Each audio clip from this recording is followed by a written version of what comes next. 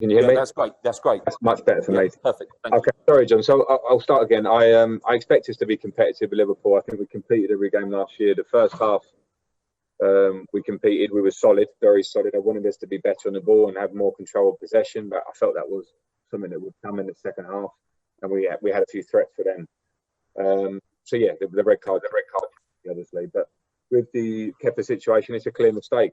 It's a clear mistake that, you know, has cost us, because at that point we go on to have a penalty, which we maybe score, and it could, you know, those fine margins change games at this level. So we have to keep working. Kepa has to keep working. He has to have support around him. That's very clear. But it was a clear mistake on the day. Matt Law, please. Frank, obviously with it being only the second game of the season and you've still got a lot of players to come in and a lot of sort of mixing of the squad to do, would it be unfair to make any judgments in terms of where Chelsea stand in comparison to Liverpool on the basis of that, would you say, or can you make any conclusions?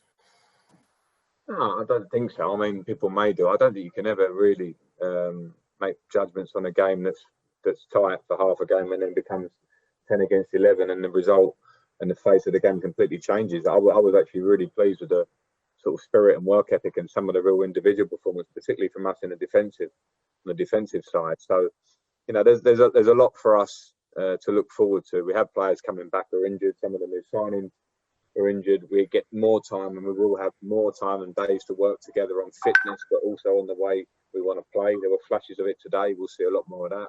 So it's not the time for judgment. It's game 2. We had 10 men against Liverpool. We almost can come away with a 1-1 if circumstances change. And I think there were a lot of positives out today. Nick Purewell, please. Hi, Frank. Obviously, it seems like Timo Werner's done everything but score in his 2 games so far. How would you assess his contribution so far? Are you pleased with his start?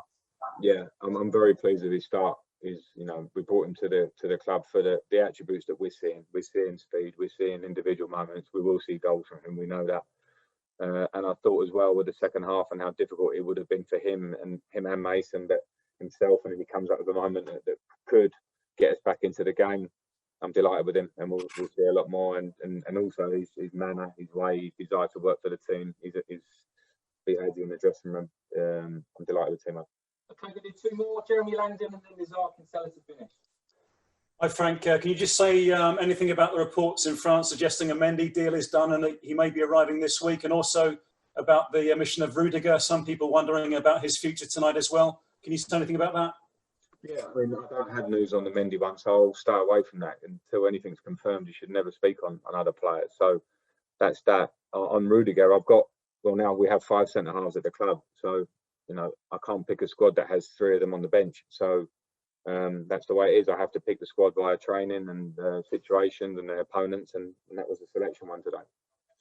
Okay, last one, Lazar Kinsella. Hi, Frank. Kind of following up from that, Tomori came on after 45 and did pretty well. Is it a sign of his character, also a sign of how much you trust in that? And what do you think of generally defensively? Is this something you might use to play against teams and hit him on the break? He did really well, Tomori, I have to say, and he hasn't played for a while, and he's striving for fitness like most of the squad, and I was delighted with him. So I'm really pleased, and yeah, I hope he feels the trust in him. He saw that last year. It started the pre-season last year as 5th centre-back in most people's minds and played 20-plus games for Chelsea. So I've got confidence in him, and he showed it.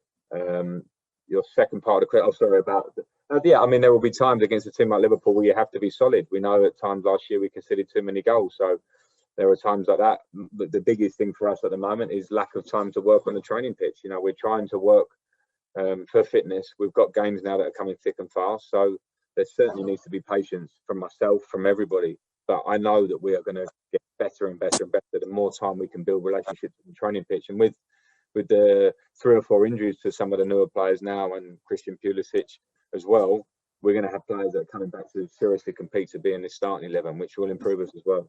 Last one was just going to go Moose because he couldn't hear. Sorry, I didn't hear your answer right at the beginning. I presumed that, Moose. Sorry, ask again, please. Yeah, I was just. You've already spoken about a red card in Kepa. Can I just ask though about? You've got a game coming up with Barnsley this week, which we've got live on TalkSport. Do you play him or do you leave him out after what's happened today? Because I mean, his confidence is going to be low, and he would have read the stories about you being linked with other goalkeepers. How do you approach this situation now?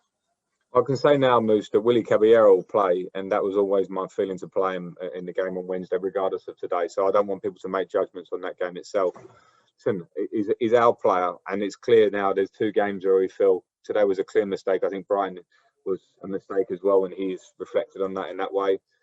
So we have to keep working. It's the rules of football, Moose. Difficult times. Individually, players need support, particularly from myself. I give that to all the players, and Kepa has to keep working. You know, nobody tries to make mistakes in football. It's the nature of the game. You have to be strong and keep going, and that's where he's at. That's it. Thanks, guys. Thank you.